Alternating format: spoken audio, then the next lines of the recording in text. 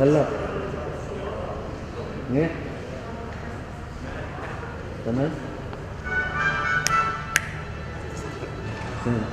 جيب لي بطارية لإلي استراح وحط له بطارية عم بس.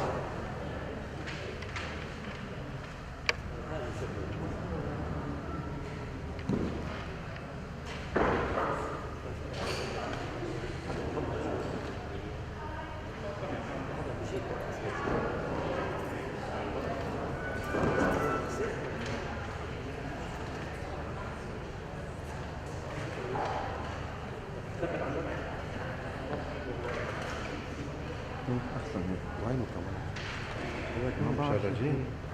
المفروض اسأله. خلي عندك شيء لو تحط شيء غير ولا لا؟ ما بعرف. يعني هاي شاشية عم بحكي على شيء ثاني. بحكي لك اياها شوي. شو هالاسم؟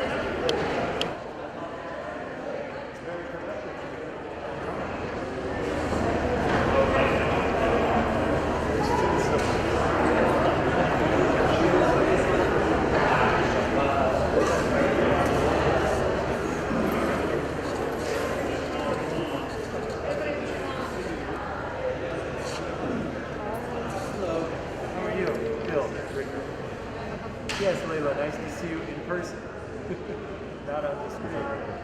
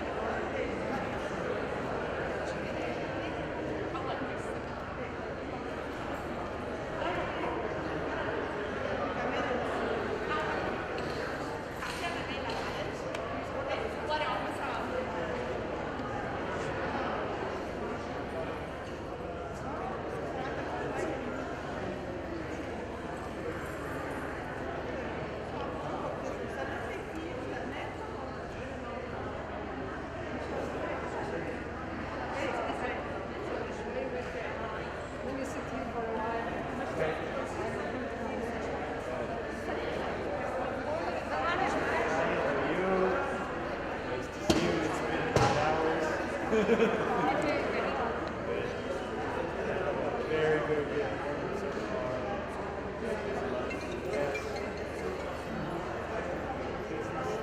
Well, I did come up. Yes, and then so every half hour, you group. That's it.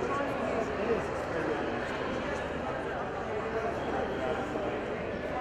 Truly is.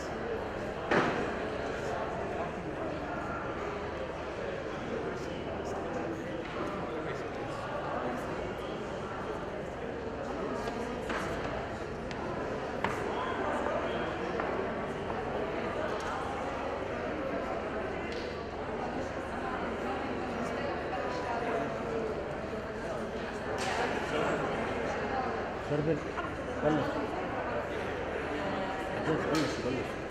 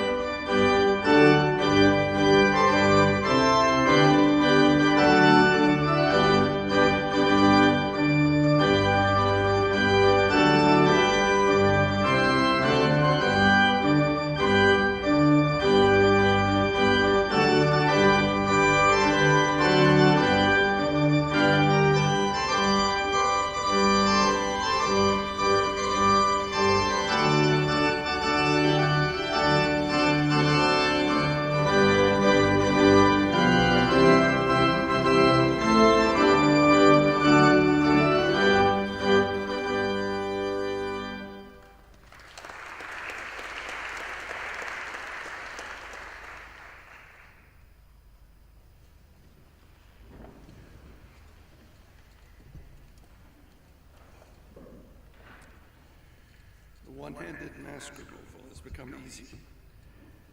Trustees, deans, faculty, colleagues, staff, students, and honored guests, welcome to this celebration of the 155th anniversary of AUB's founding. We gather each year to pay tribute to those who began what was then the Syrian Protestant College and set it on the path to become the diverse, inclusive, and transformative seat of higher learning and research excellence that it is today.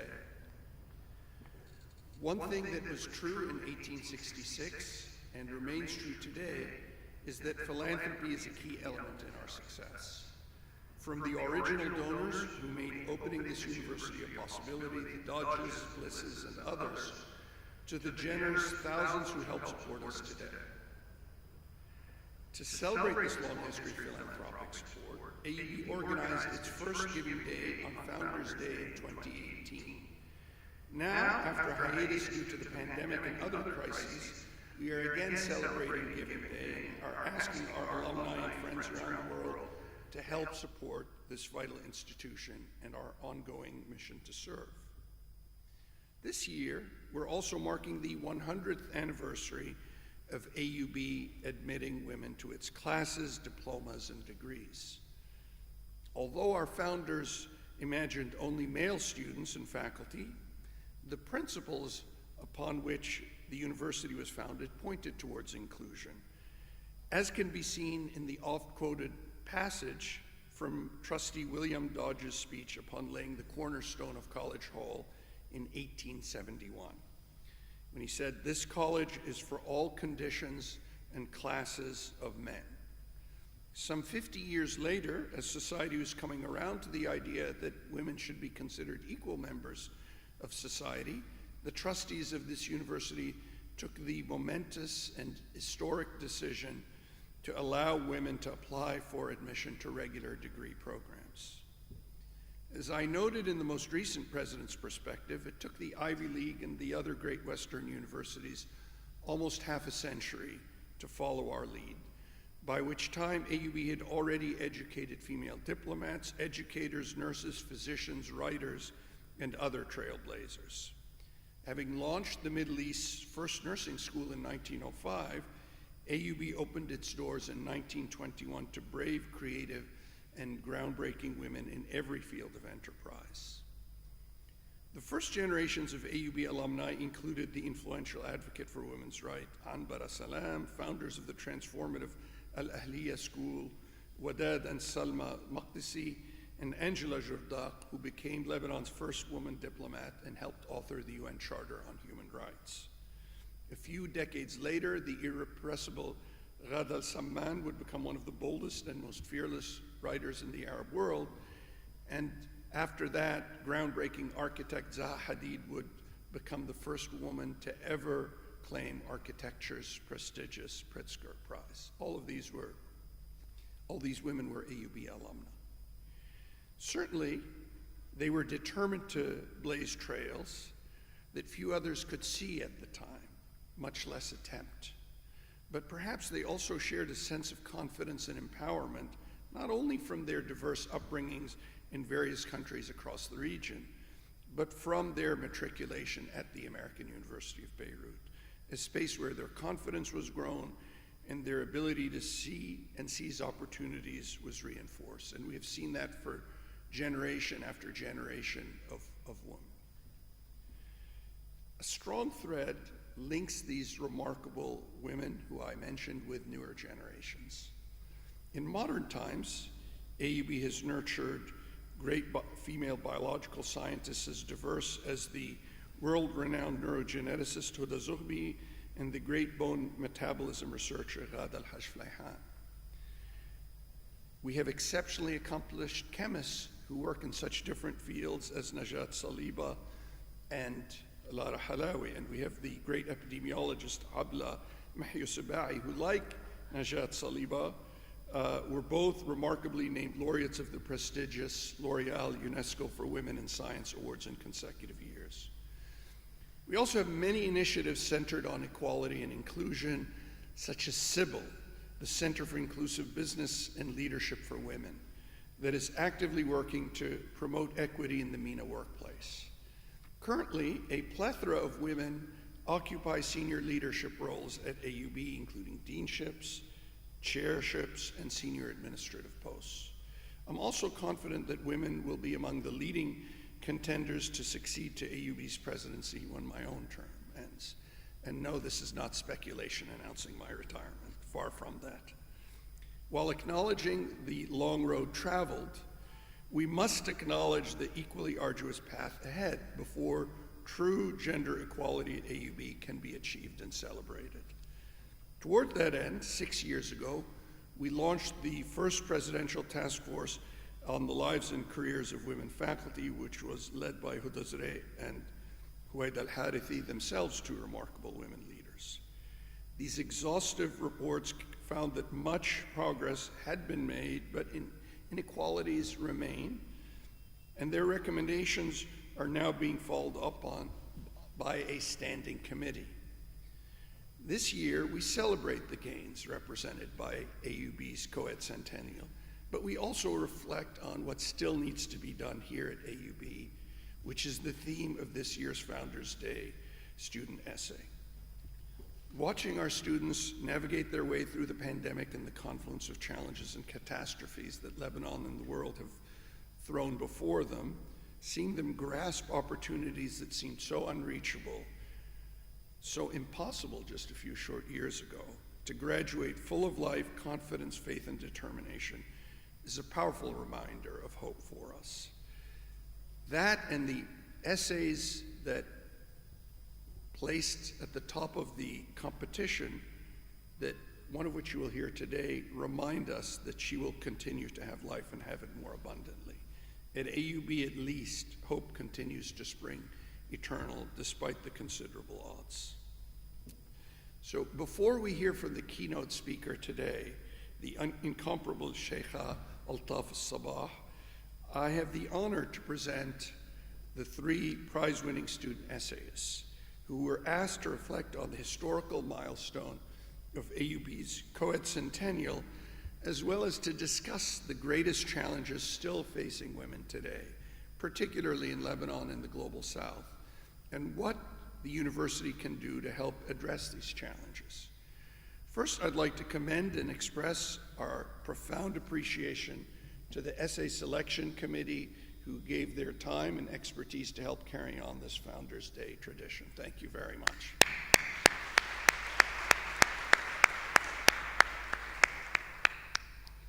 So, third prize goes to Hussein Musa.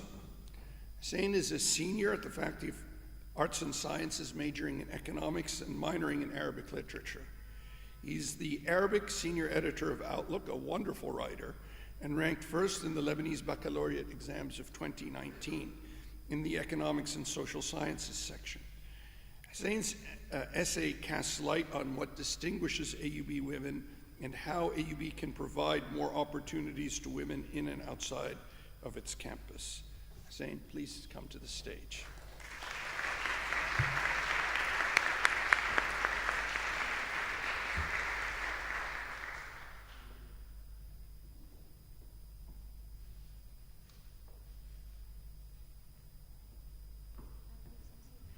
Hussein.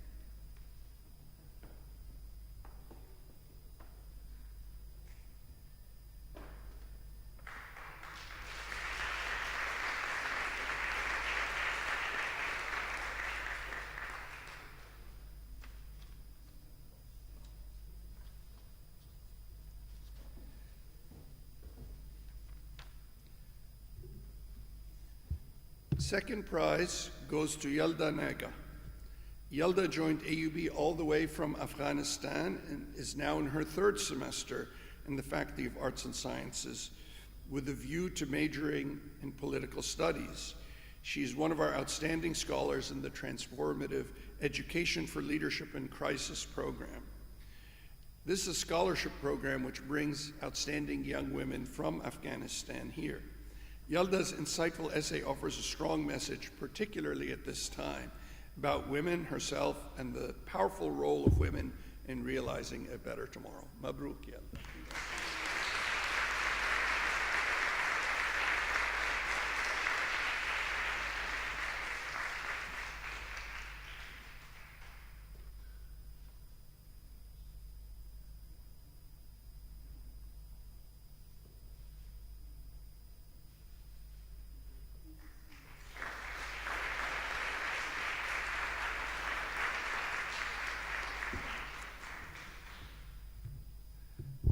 Now it's my pleasure to announce our first prize winner, Rita Maria Ibrahim. Rita is a junior at the Faculty of Arts and Sciences, majoring in English literature with a minor in both gender studies and creative writing. One of the top students in her class, Rita is a passionate writer and a poet who's guaranteed to be seen writing in her spare time. She took initiative in further enriching AUB student cultural organizations and became the president and the founder of AUB's Dead Poets Society Student Club, and is currently training to volunteer with the Red Cross. I promise you, you will not have heard something like Rita's essay. It is extraordinarily raw, powerful, moving essay. We hope to put all three of these essays up on the website so people can savor them and learn from them.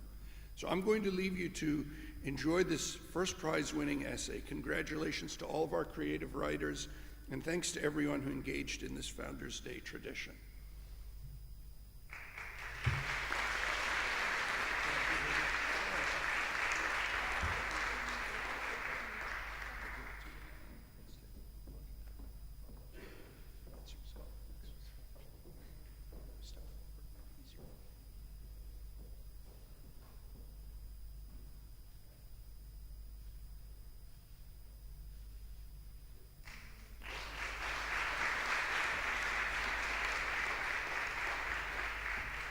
Stage is yours, Rita. Thank you.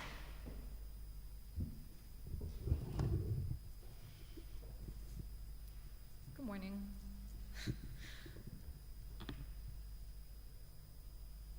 The first story I ever heard was the one of Adam and Eve. In this story, God creates the world in all its beauty: rivers, skies, mountains, valleys, and creatures of the sky, ocean, and land. Then, God created the first man, Adam. When he saw that Adam was lonely, he decided to give him a companion, and so God fashioned Eve from one of Adam's ribs, the first woman. I remember the feeling of anger rising up inside of me, even as a child. I was struck dumb by the utter absurdity of my existence. Adam was lonely, and so God fashioned Eve from a part of Adam to keep him company. Not only does this dictate that a woman's initial purpose is to please man, but also that she would not be if it were not for him. Since the inequality between woman and man dates back to creation itself, it is not surprising that this life sentence of minority is imposed on women since birth and follows them like their shadow until they are so far under the dirt that the sun cannot reach them. The first thing I remember being taught is how to make myself as small as possible.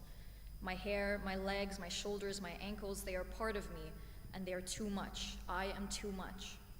A strand of my hair is a snake, luring man into a place of sin. The curve of my lips is an invitation, the innocence in my voice a ploy to cause man to stumble. I am an obstacle to be avoided, a stumbling block to brave, land to be conquered.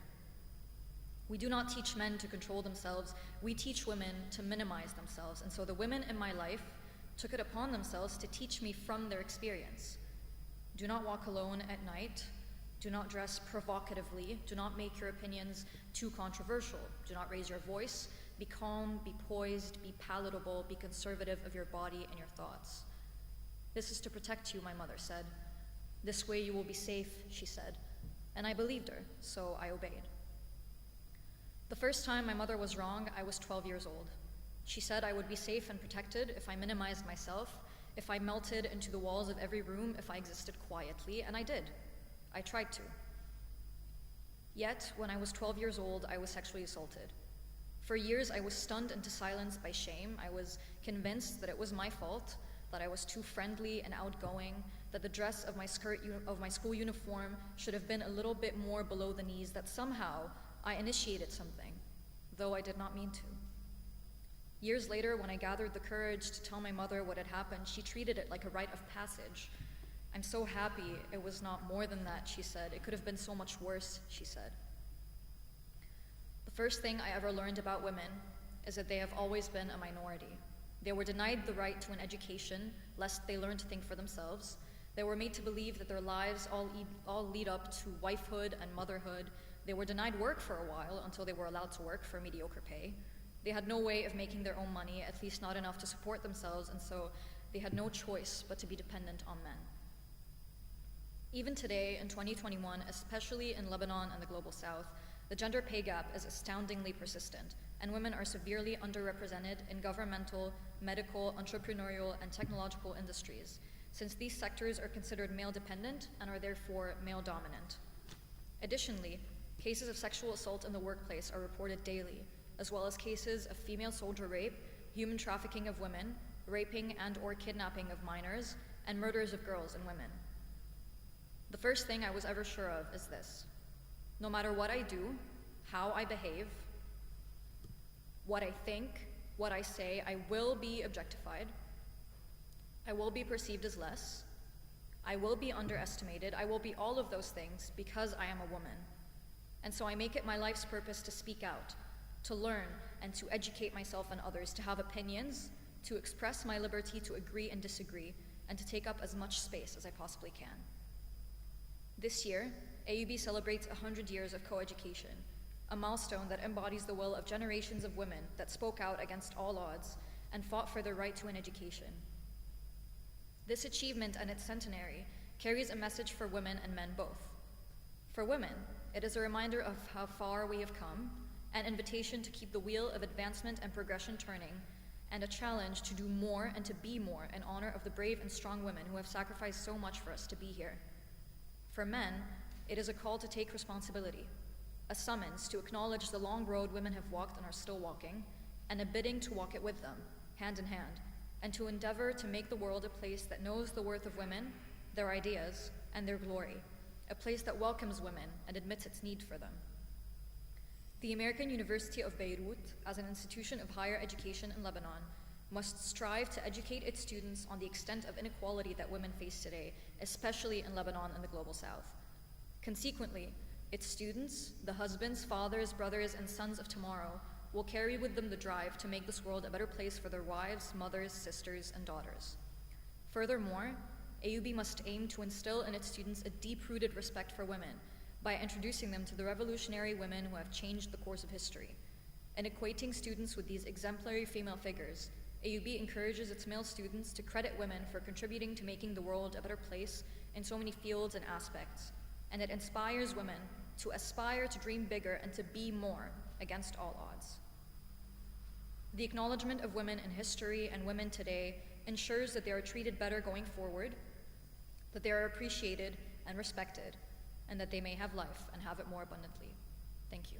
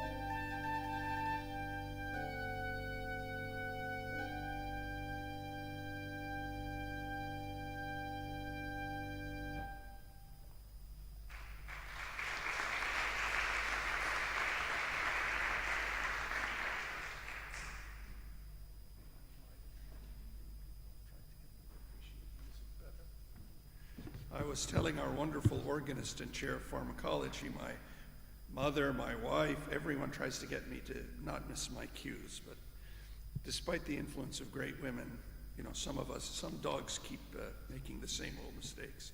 Anyway, it is now my enormous pleasure to introduce Sheikha Altaf Al-Ali Al-Sabbah as our Founders Day speaker.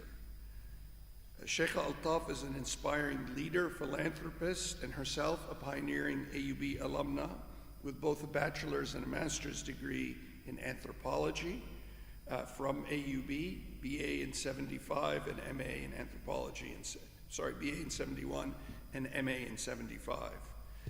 An expert on the material culture and traditional textile arts of Kuwait, she writes and lectures on the subject and has authored 2 books, Kuwait Traditions, Creative Expressions of a Culture in 2001, and Ibjad, Ornate Tent Dividers and Weavings of the Kuwait Desert in 2006.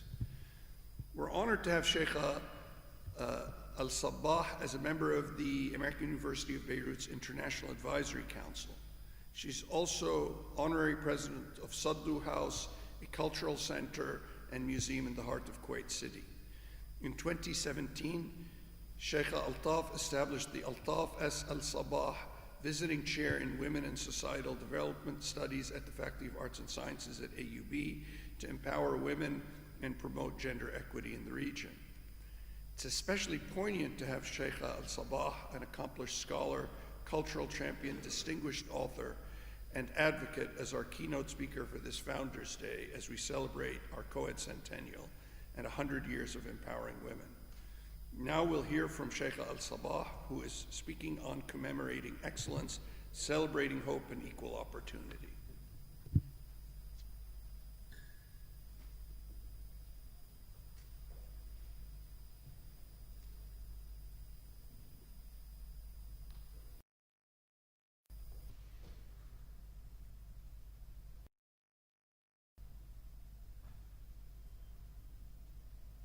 Good afternoon. Thank you, President Fadlu Khouri, for your gracious invitation. It is a great honor and privilege for me to speak on this 155th Founders Day ceremony, which so meaningfully coincides with AUB's centennial of co-education. Since its inception in 1866, the American University of Beirut has worked tirelessly to deliver excellence in education, to participate in the advancement of knowledge through research, and to serve the peoples of the Middle East and beyond. More than any other university, AUB graduates have had a broad and significant impact on the region and the world for many years, and continue to serve in many leadership positions across different fields. In 1921, AUB welcomed its first women students to its campus in Beirut. This powerful move to integrate women into higher education was well in advance of many Western institutions. It marks AUB as a pioneer with great foresight and prevision. Today we celebrate this milestone, which paved the way for millions of women in the region to benefit from AUB's Founders Pledge to build better lives and create better opportunities. And to quote the Arab poet Hafiz Ibrahim, "You educate a woman, you create a nation." Universities, by definition, turn us into educated citizens, men and women with access to accumulated knowledge and learning. To the American University of Beirut, this means graduates committed to creative and critical thinking, personal integrity, civic responsibility, and leadership. It also means that students leave school with a deep understanding of themselves and the skills that serve their ability to solve complex problems, to manage themselves, and be lifelong learners. In this context, I would like to share with you some of my experiences, my life experiences, some of my efforts, modest yet meaningful, to my journey of knowledge and learning.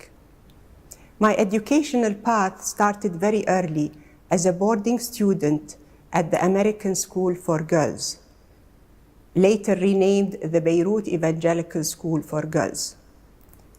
As a child, I was blessed and privileged to have been guided by an enlightened grandmother who strongly believed in the importance of a good education, which took me, my sister, and later my 2 brothers to Beirut.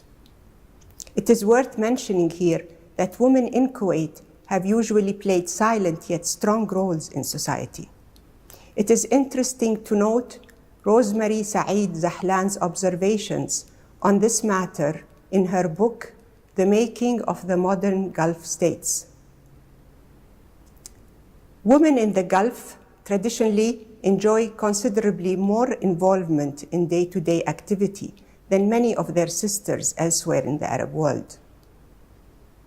She attributes this prominence to the mobility of nomadic Bedouin life in the past, allowing women to take a direct and active role in their community, as well as the seafaring industry, where men had to live for long months in the sea, which allowed women to assume greater responsibility and become the decision makers within their families.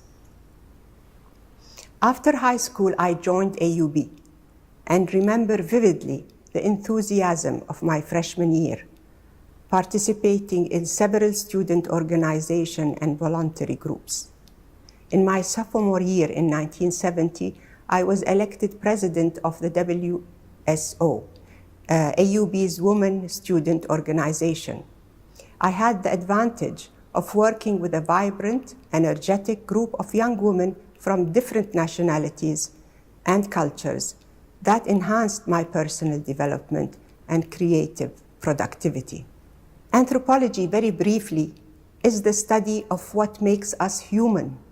It is the broad approach of understanding the many different aspects of the human experience. My study in anthropology, a BA and MA in 1972-75 respectively, helped me appreciate the wealth of human societies and cultures. It deepened my understanding of culture and how it impacts behaviors and ideas, and formed the core of my drive towards cultural advocacy and the importance of the preservation of cultural heritage for future generations. In 1980, I co-founded with a group of concerned Kuwaitis the Al Sadu Project for the preservation of Kuwait's traditional Bedouin textile heritage. For generations, weaving has been an integral part of nomadic Bedouin life. Essentially a practical domestic craft, wool weaving is not only one of the oldest crafts, but also a highly developed one that allowed a great deal of creative expression. Since the start of my work with the Sadu Project, I looked at this traditional craft as a case study in culture preservation that needed to be thoroughly researched.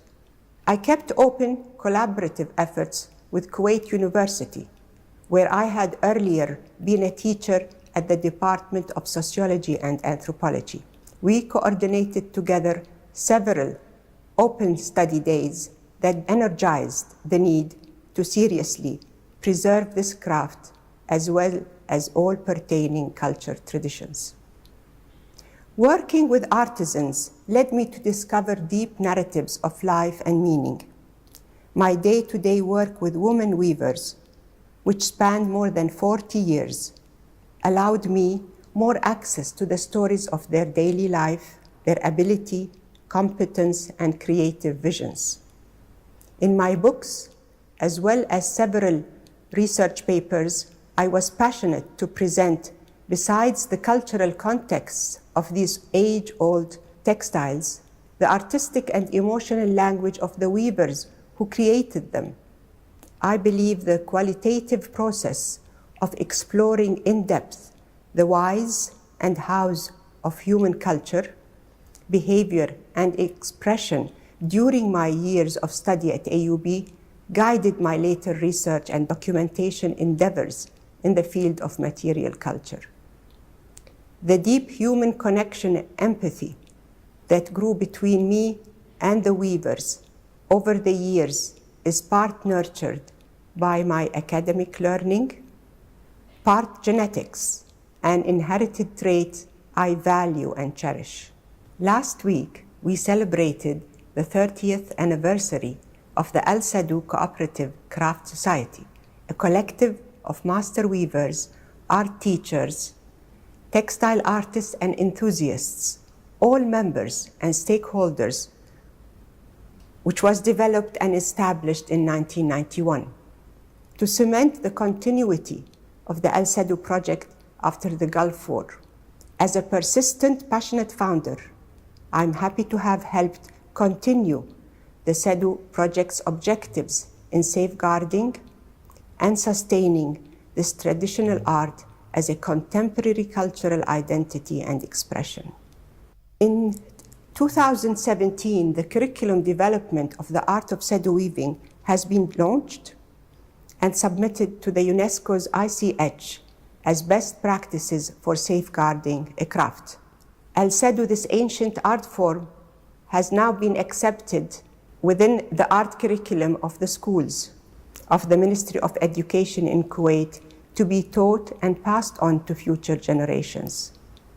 Moreover, in 2020, Al Sadu, the traditional weaving of Kuwait, was selected on UNESCO's representative list of the intangible cultural heritage of humanity, a significant cultural achievement for Kuwait and the Gulf.